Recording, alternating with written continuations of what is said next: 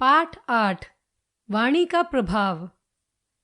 बहुत समय पहले की बात है। मानसिंह नाम का एक राजा था। वह अत्यंत दयालु और विनम्र था। उसके 2 पुत्र थे। बड़ा पुत्र बहुत घमंडी तथा क्रोधी स्वभाव का था। उसे अपने राजकुमार होने का अभिमान था, जबकि छोटा पुत्र मृदुभाषी और शांत स्वभाव का था। वह किसी के साथ भेदभाव नहीं करता था। सभी प्रजावासी उसका बहुत आदर करते थे। एक दिन दोनों राजकुमार शिकार की तलाश में वे बहुत दूर निकल आए और रास्ता भटक गए। वे बहुत देर तक जंगल में इधर उधर घूमते रहे, किंतु उन्हें वापस लौटने का रास्ता नहीं मिला।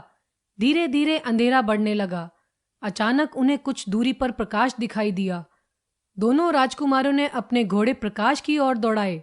यह प्रकाश एक लकड़हारे की झोपड़ी से आ रहा था। दोनों राजकुमार झोपड़ी के पास पहुंचे।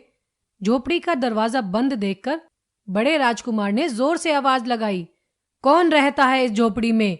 तुम बाहर आओ। किंतु झोपड़ी से कोई बाहर नहीं आया। उसने पुनः वही क्रोध भरी आवाज लगाई।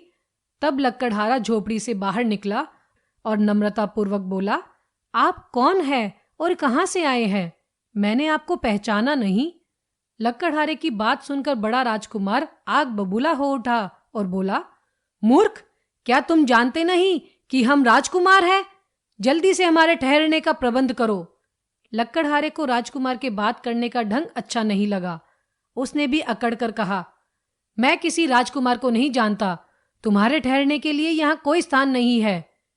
बात बिगड़ती देख छोटा राजकुमार आगे बढ़ा और बोला, भाई लकड़हारे, इनकी ओर से मैं आपसे क्षमा मांगता हूँ।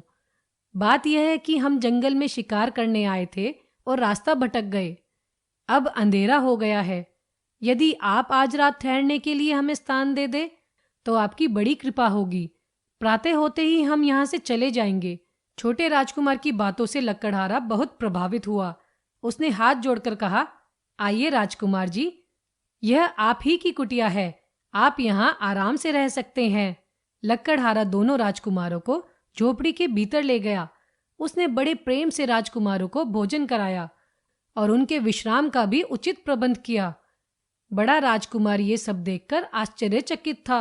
प्रातः होते ही दोनों राजकुमार महल की ओर प्रस्थान कर दिए। तब मार्ग में बड़े राजकुमार ने छोटे राजकुमार से प्रश्न किया, यह सब कैसे संभव हुआ? लकड़हारा तुमसे प्रभावित क्यों हुआ? छोटे राजकुमार ने कहा, यह सब वाणी का प्रभाव है। मीठी वाणी सभी को प्रिय होती है।